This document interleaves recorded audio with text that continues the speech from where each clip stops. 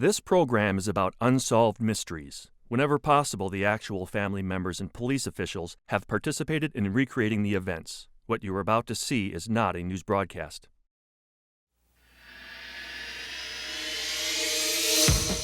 Tonight, an intriguing look at a little-known phenomenon, the mysterious link between adoptees and their birth families.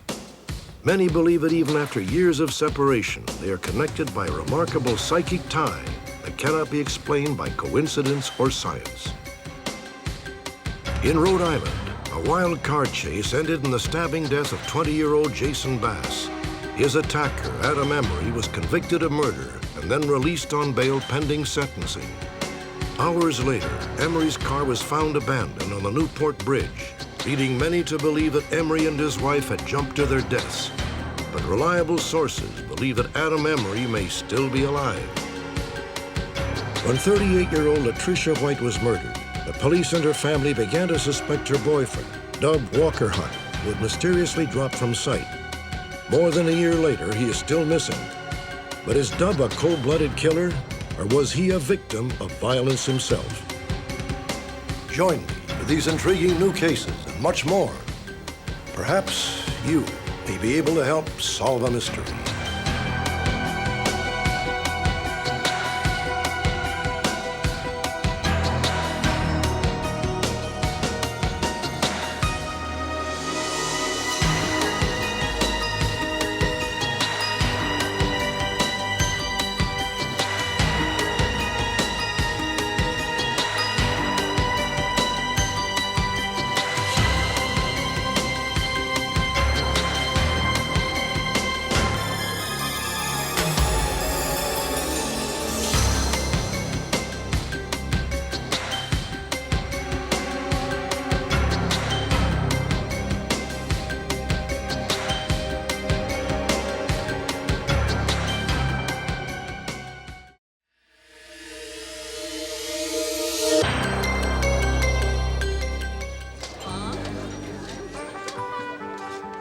A joyous reunion between a mother and her long-lost daughter.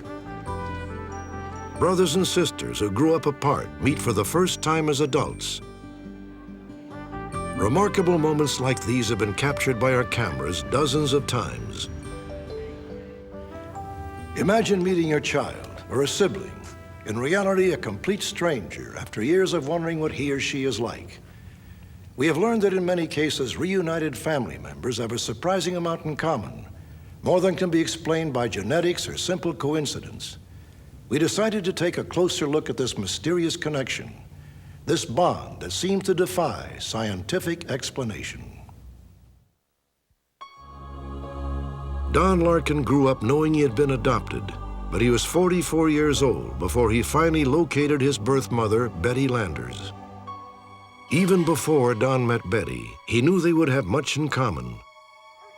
As he approached her house for the first time, Don noticed an unusual display of knickknacks hanging in the window, a carved hummingbird, and next to it, a crystal prism. Don had only seen these items together in one other place, his own front window. It really startled me to see somebody else having something like that in the window of their house. And I just thought, well, she must be a pretty neat lady, because you picked the same stuff I did. Coincidences that are very rare, such as Betty and Don's both having hummingbirds and crystals in their front windows of their houses, are almost impossible to explain by the traditional cause-effect genetic relationship. That's a very good example of one that is probably due to some unknown spiritual, psychic connection. Many believe that the same eerie bond exists between separated siblings. LORELEI Smith, who everyone called Lori, was the only daughter of her adoptive parents. Yet even as a 4-year-old, she sensed that somewhere she had a sister. Who's that? Me and my sister. But you don't have a sister. Yes, I do. I was so firm about it, one of the teachers felt necessary to contact my parents. But I still don't think you... I was told at the time not to continue with this illusion or fantasy, but I apparently still kept insisting I had a sister. At that time in 1959, Lorelei did indeed have a sister, Lori, then 1.5 years old, and we were living in Alaska. Lorelei was in New Mexico. As children, Lori Smith and her sister, Lori Stifler, had much more in common than just their first names. Both owned horses and both played the same musical instruments, the flute and the guitar. Surprisingly, they had each learned sign language, though neither one knew a single deaf person. I believe that the most common explanation for these coincidences is probably genetic. But there are coincidences that the genetic attachment, the genetic cause, simply can't explain. And then I think we have to look to a spiritual, a telepathic, a psychokinetic type of explanation, difficult as that may be to do. Elizabeth Berssanetti's story is a case in point. She grew up with her adoptive family in Southern California. For as long as she can remember, Elizabeth was drawn to anything and everything French. Library. In bibliothèque. I always had a fascination with languages, and the first one I wanted to speak was French. You were so good. I was just obsessed with the language. It was so foreign to me, and I wanted to be different. I wanted to be those people that I saw in the films, the Parisians walking along, the students studying at the Sorbonne. I wanted that identity. I wanted to be French. In 1985, Elizabeth formally requested a reunion with her birth mother through the agency that had handled her adoption. However, both Elizabeth's birth mother and adoptive mother were required to give their consent. Afraid to hurt her adoptive mother's feelings, Elizabeth postponed the search. 5 years passed. In January of 1990, Elizabeth married a young man she met while traveling in Italy. Elizabeth says that 1 month later, she began to have a series of recurring dreams. A shadowy woman always appeared, and Elizabeth soon came to believe the woman was her birth mother. My mother was being told that she didn't have very long to live, that she had cancer, and that it was going to progress at a very rapid rate. You can't give up hope. There was a lot of sadness I felt from the dream. She was obviously very gravely ill. And to me, that said that she was dying. When Elizabeth woke up, she was really upset about it. And, of course, I said, it's impossible, just over-worried about it. You have to worry it, and, it's not going to be anything. But then she had the same dream again the following days, and she actually once woke up crying about it. In late August, I woke up with almost the fact that my mother was dead. I was never going to meet her. It was over. I was never going to see her. I was too late. It was on me the whole day and all the days after that I had missed her. Soon after that disturbing dream, Elizabeth returned to the adoption agency. This time, she had her adoptive mother's signed consent in hand. I guess all the waivers are in. All the waivers are in? You mean you have my birth mother's as well? Oh, yes. Since May of '85. So Elizabeth was stunned by the timing. Her birth mother had asked for a reunion just days after Elizabeth's own initial request. Nicole Roland, and she's French-Canadian.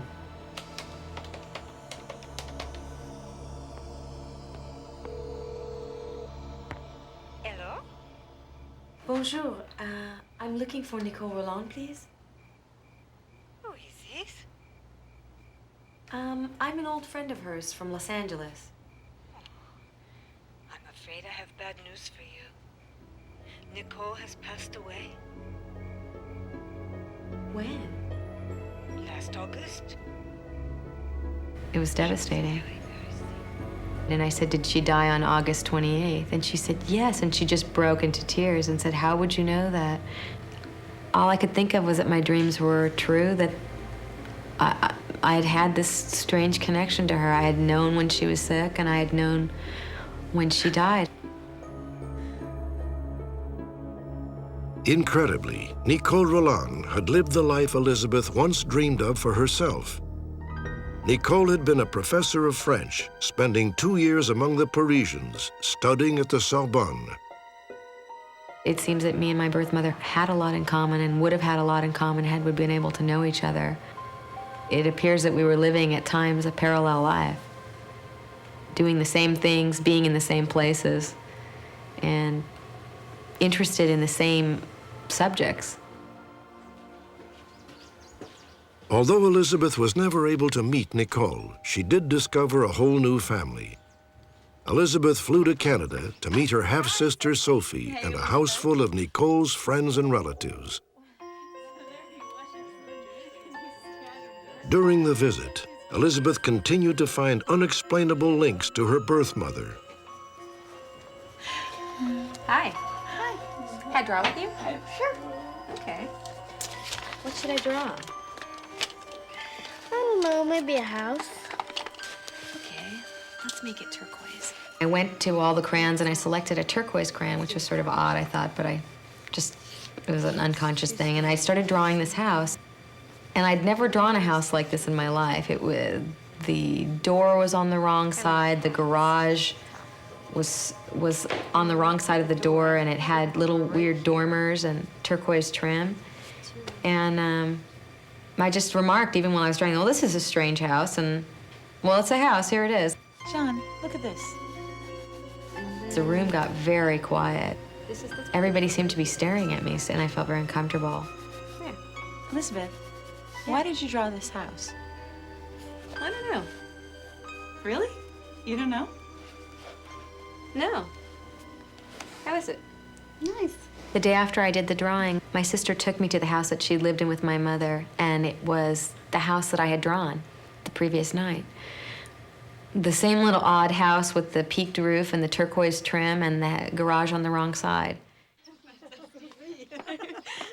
Elizabeth says that just before leaving Canada, one final extraordinary incident reaffirmed the almost magical connection with her birth mother. She would be so proud. Oh, Lucy, thank you.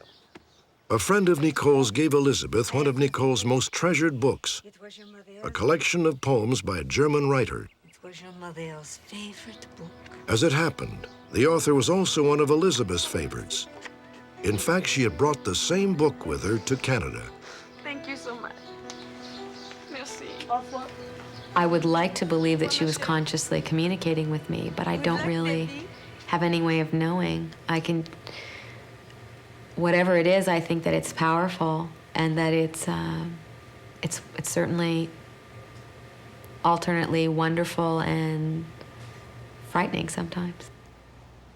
When we begin to look at the connections that seem to occur across both time and space, we run into the inability of our current knowledge system to explain things like this, but they happen so frequently that there must be some reality behind them. And maybe I am looking for a connection to her that's deeper and more rooted than it might have been, but I tend to think that what I feel is very true. She couldn't give me the legacy of knowing her or of having shared things with me.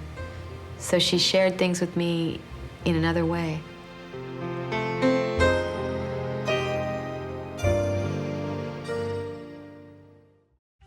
Next, the bizarre saga of Adam Emery. Did the convicted murderer commit suicide by jumping from Rhode Island's Newport Bridge, or did he cleverly stage his own death?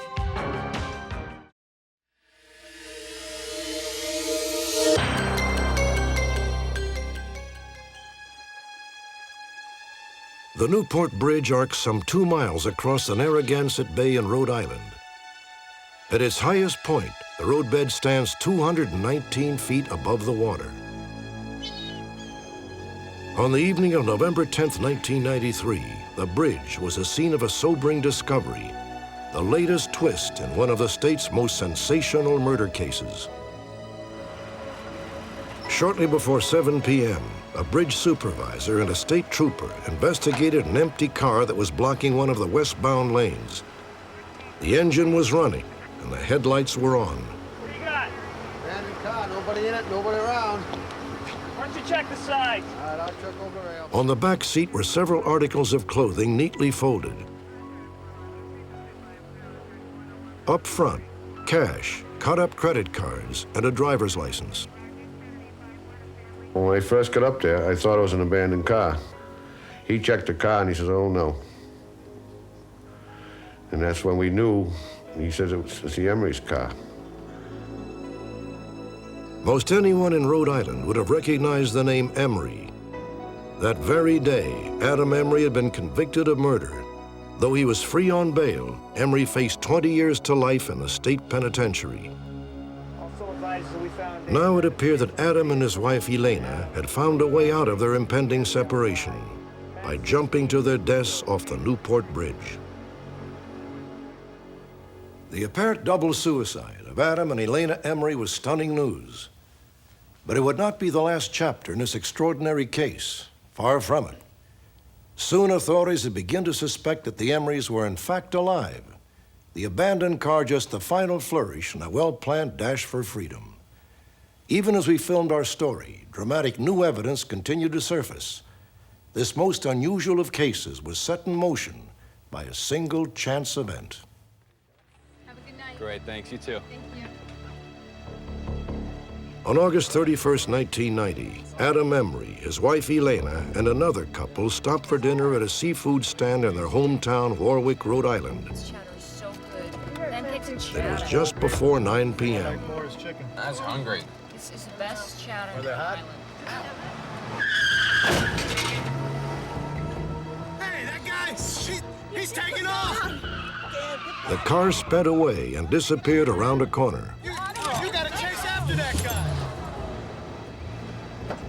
Adam Emery turned on his car and he headed out and he looked off into the distance and he saw a car way off in the distance and his wife yelled out, "That's the car. Let's chase them." Get the license plates. Yeah. Give me a pen. Give me a pen. Hang on. Here. Come on, did you get it? The car fixed in Emery's headlights was driven by a 20-year-old named Jason Bass. His cousin and a friend were with him.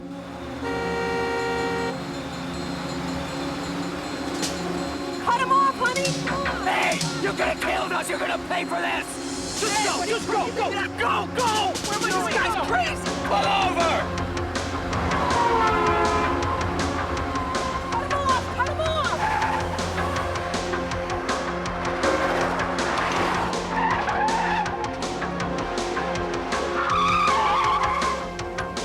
Take my knife. What are you doing, man? You trashed my car, you I'm wondering who this person is, you know.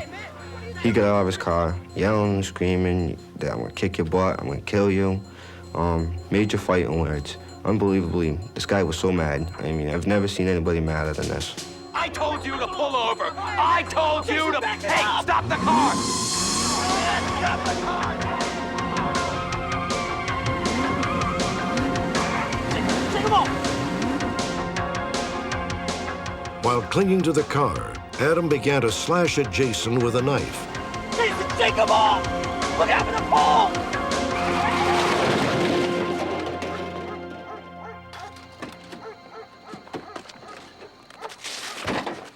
Help! Police! Somebody get help! Neighbors rushed out to help. They would soon be joined by an off-duty detective who lived just down the street. When I arrived, the whole air about the scene was very spooky. It had a haze, and it was a warm summer night, and it just had a spooky, eerie feeling about what I was going into. And I pulled up thinking that it was just a motor vehicle accident. It was far more than an accident. Jason Bass, stabbed once through the heart, died at the scene. I don't understand why my son got murdered when he was so good of a child that we'd help anybody. He just went and picked up a friend from work to take him home, and he ended up dead.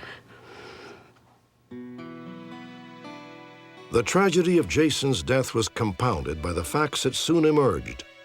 He had never so much as touched Adam Emery's car. The Ford LTD that was being driven by Jason Bass was not the vehicle that hit Adam Emery's car at the clam stand. They took paint chips off of Adam's car, and they tested those paint chips with the paint of Jason Bass's car and proved conclusively that it was a different vehicle that struck Adam Emery's car on that evening. Those who knew Adam Emery were stunned by the turn of events. He had never been in trouble with the law. Indeed, Emery had once been a military policeman in the Rhode Island National Guard. Now Adam Emery stood accused of murder in the second degree.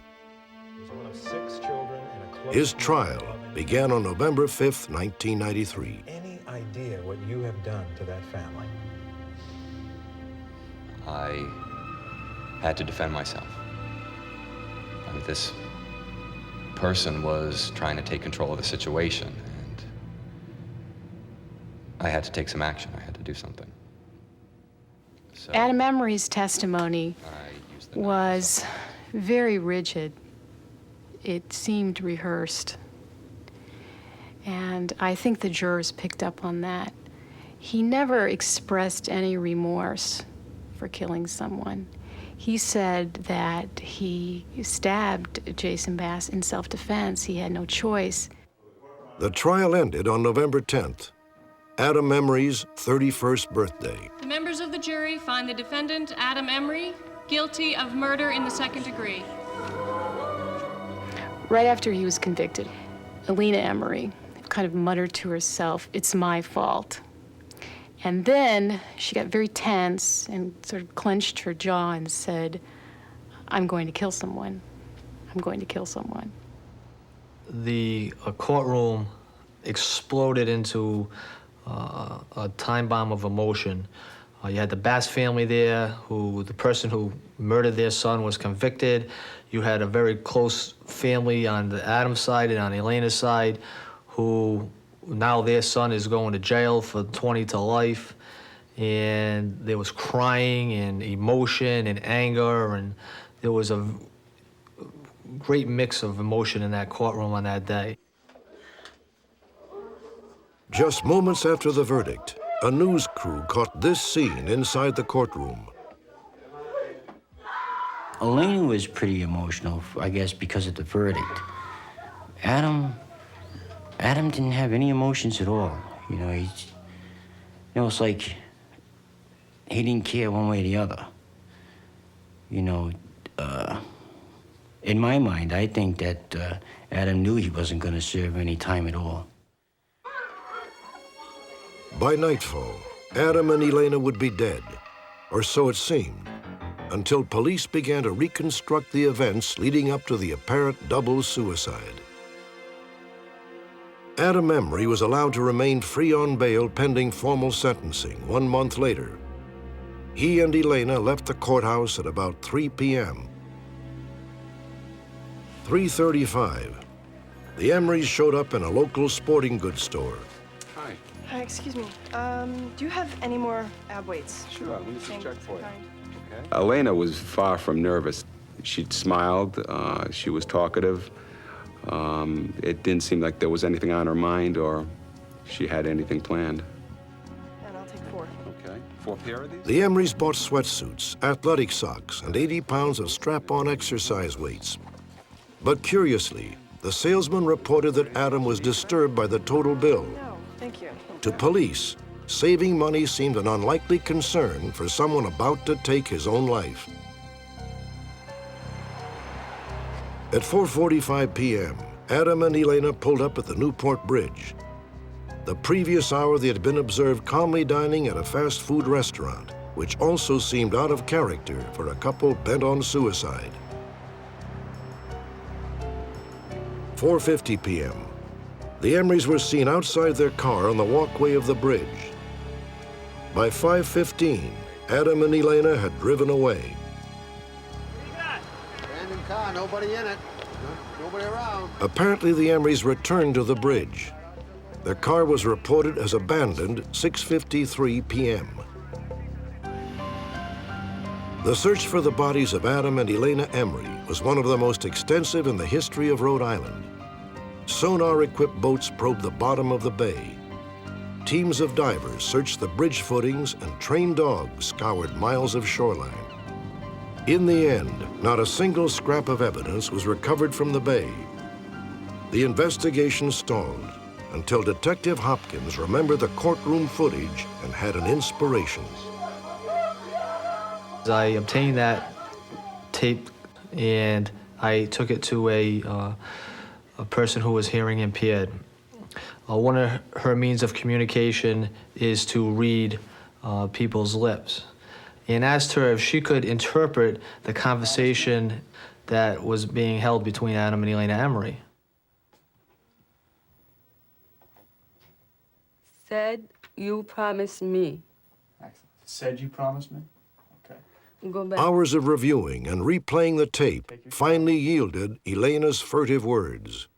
We're gonna do what we originally said you promised me. You're positive?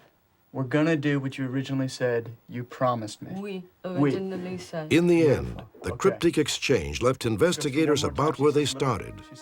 Clearly, the Emerys had made a plan. But was it a desperate suicide pact or a bold scheme to run from the law? We should have done this before.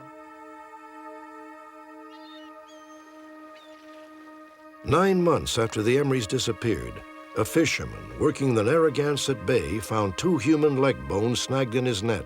I did a complete analysis. Clinging to one was a fragment of sock, identical to those purchased by Adam and Elena.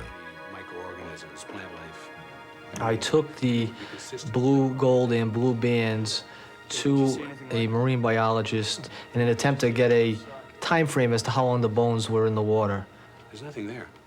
There was the determination of the marine biologist that there was no microorganisms grown within the webbing of the material, which told me as the investigator that the bones with this material wrapped around them were not under the water for the period of 9 months, and that because of that, they could not be Adam and Elena Emery. In addition, a forensic anthropologist judged with 85% certainty that the bone most likely was from a white male, no more than 5 feet 7 inches tall. Adam Emery was 6'1". When Unsolved Mysteries arrived in Rhode Island to film this story in August of 1994, there was considerable evidence suggesting Adam and Elena Emery had fled. However, their families firmly believed the young couple had jumped to their deaths. By the time we finished filming, the case had once again taken a totally surprising turn. On August 30th, Detective Hopkins responded to an urgent call from the harbor. Narragansett Bay had yielded up another grim piece of evidence. I'm here to announce today that the skull that was recovered August 30th, 1994, from the East Passage of Narragansett Bay has been positively identified as that of Elena DeRocco Emery. Elena Emery had at last been found, but to date there has been no trace of Adam. Perhaps his bones are deep in Narragansett Bay, or perhaps the day will come when Adam Emery turns up alive. If so, he would almost certainly face one final question. How did it come to pass that Elena, alone, jumped to her death? Officially, the case remains open. Reliable sources say there is reason to believe Adam Emery never committed suicide. Emery is 6 feet 1 inch tall and weighs 195 pounds. He has black hair and blue eyes. Next, the search for a Texas man accused of murdering his girlfriend.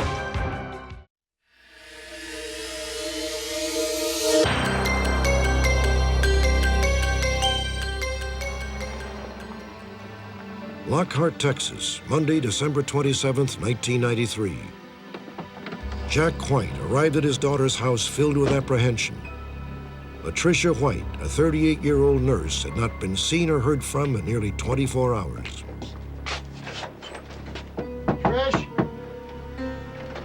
Crash. Everyone was concerned about Latricia because she just hadn't gone to work Monday. And she never fails to go to work. Or at least call. Trish? Tricia?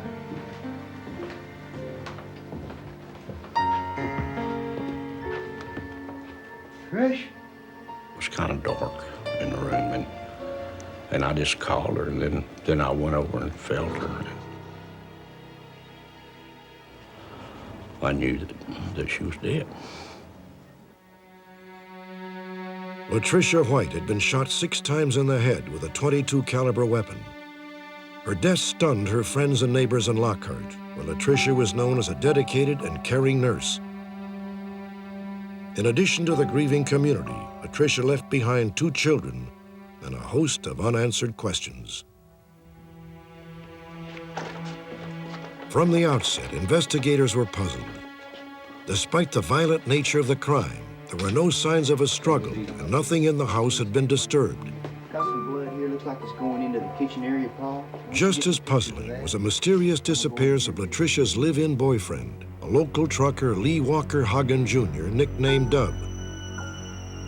Also missing was Dub's 9-year-old son, Chance, who had been visiting for the Christmas holidays. The fact that her boyfriend, Dub WACKERHAGEN, could not be found led us to several different areas to investigate. Number one, is he a suspect? Could he have committed this crime? The other one is, or is he a victim? Has he also been injured? 3 days later, an unexpected discovery. Dub's pickup truck was found abandoned in Austin, Texas, approximately 30 miles from the crime scene. For it to be there and be locked up is well known in the law enforcement community in the Austin area that this is a high crime area. And for that vehicle to be found there really surprised me. In the cab, investigators found Dub's hunting rifle, which had not been fired, his checkbook, and his wallet. In back, a toolbox, spare tire, and Christmas gifts, some unopened, but all streaked with blood. Initially in the investigation, we felt that this blood could have come from our victim. That was later ruled out. The blood type was not the same as our victim, so we feel like that someone else was injured. Not seriously, but someone else was injured. Could that someone else have been Dub or Chance? The question could not be answered. All of the blood tests were inconclusive. What happened to Dub WACKERHAGEN and his 9-year-old son, Chance? It is a mystery that has torn 2 families in a small Texas town apart. Dub and Latricia White had grown up together.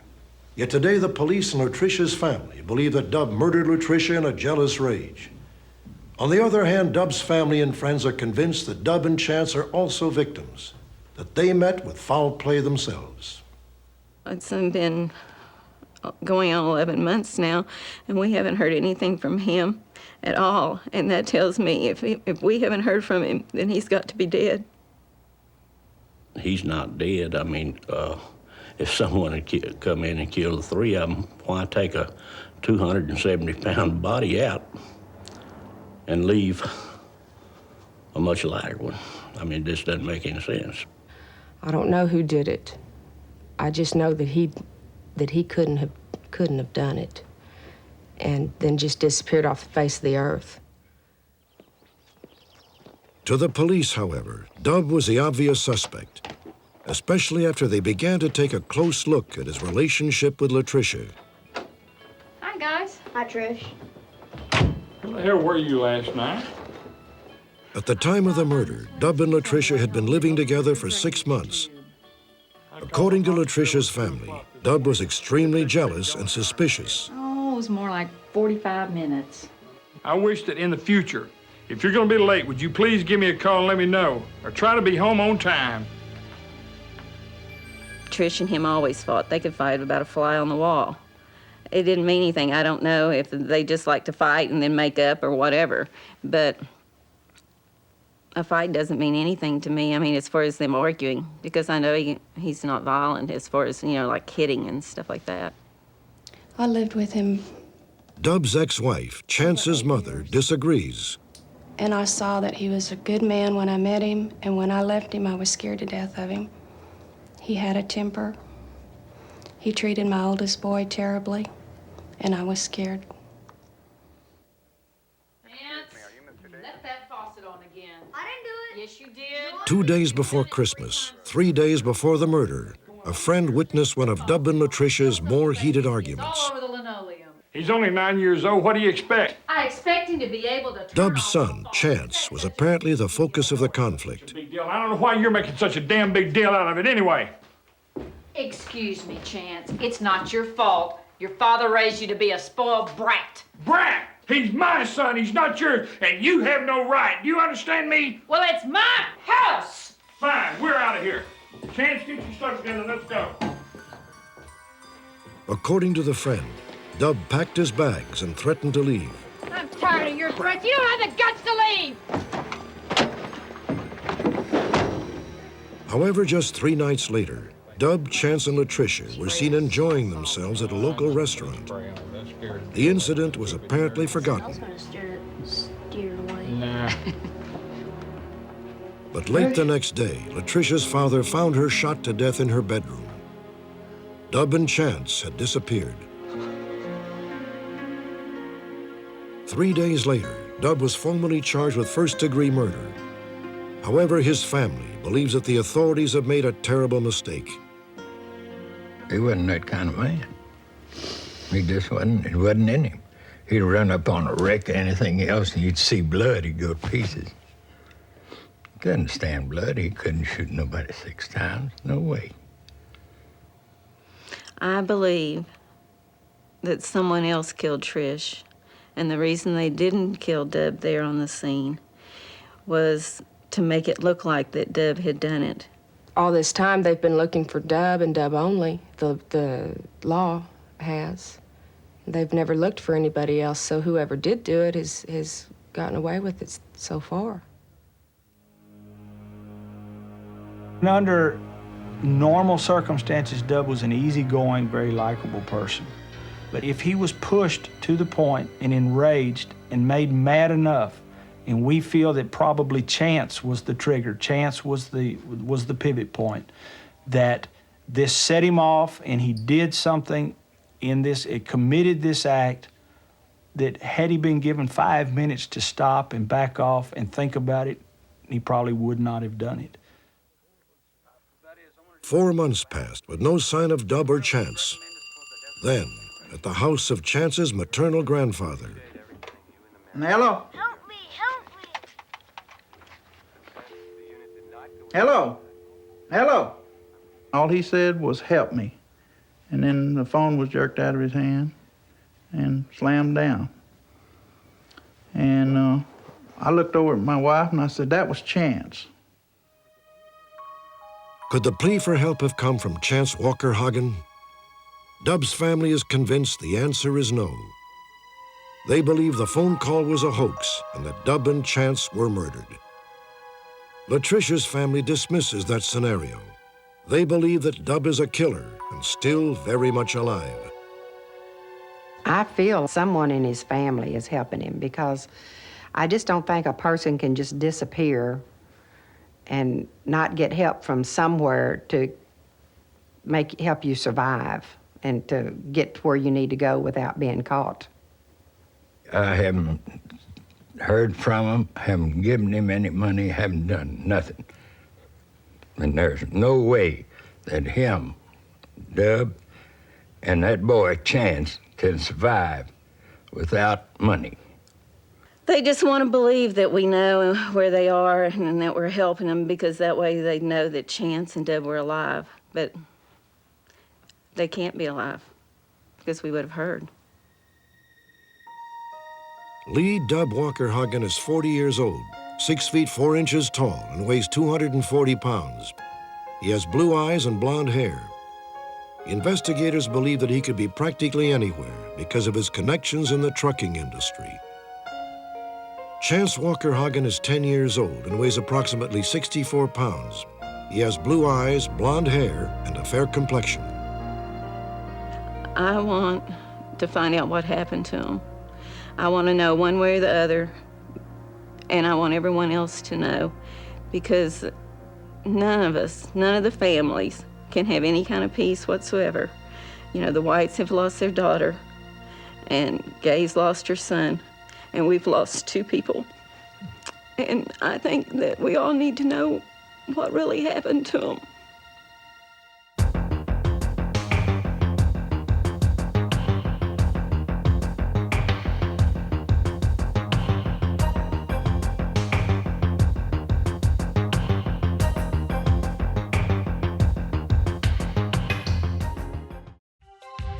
Next, see how your tips led to the capture of a dangerous fugitive.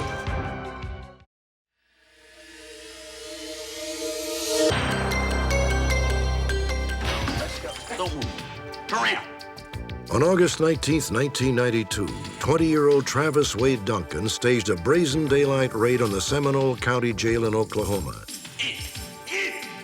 He fled the scene with 2 inmates, John Fisher and Timothy Johnson. Duncan himself had been an inmate at the jail until just the day before. With Duncan behind the wheel, the 3 fugitives led authorities on a reckless, high-speed chase through central Oklahoma, a running gun battle that lasted more than an hour. Every time he'd lean out and try to draw a bead on my unit, then I would go to the left or the driver's side of the pickup, get as far over as I could, get out of the line of fire. This is something that you expect to see on the movies, but you don't really expect it to happen to you. By 7:30 p.m., the 3 fugitives had rampaged along a 150-mile stretch of Interstate 40 at speeds of up to 100 miles per hour. But nothing slowed the pursuit, not even a homemade bomb. That Molotov cocktail failed to ignite because it hit the road. The wind, the high speed, blew the wick out of it, doing a smoldering.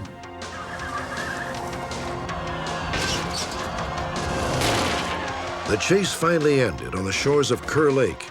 After a brief firefight, Fisher, Duncan, and Johnson fled into the woods. Unwittingly, they had trapped themselves on a peninsula jutting into the lake.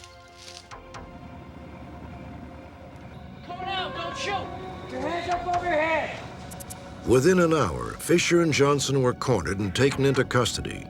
But Travis Duncan had somehow managed to elude the dragnet. For more than 20 months, his whereabouts remained a mystery.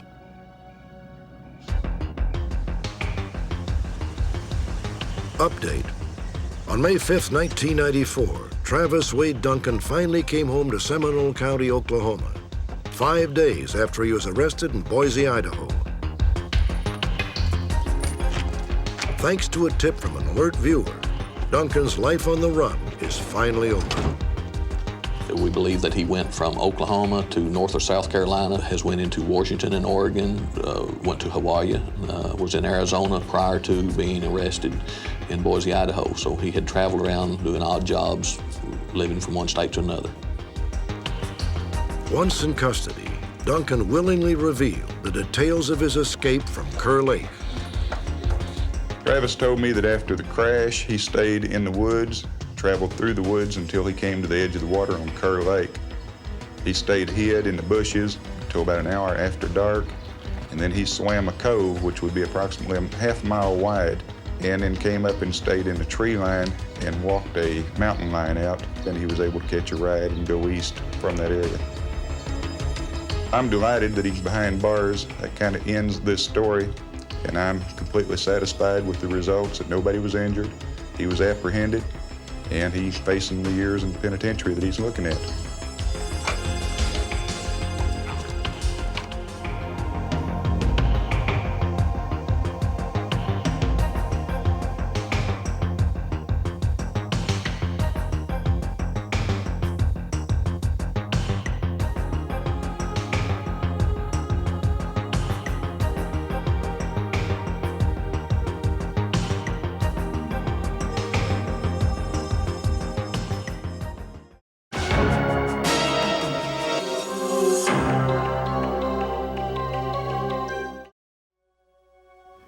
Next week, join me for a special presentation, Mysteries of the Afterlife. On a stormy evening in 1975, Danyon Brinkley was struck by a powerful bolt of lightning. Danyon says he embarked on a remarkable near-death experience, which apparently left him with psychic powers. Just days before her wedding, 21-year-old Karen Walker passed away after a long, painful battle with cancer. Karen's mother claims that ever since, Karen has communicated with her, imparting valuable lessons on living from beyond the grave. And the chilling tale of a young girl's encounter with the dead. Heidi Weirich's parents were stunned to learn that her imaginary playmates might in fact be the restless spirits of real people who have passed to the other side. Join me next Friday as we explore the mysteries of the afterlife.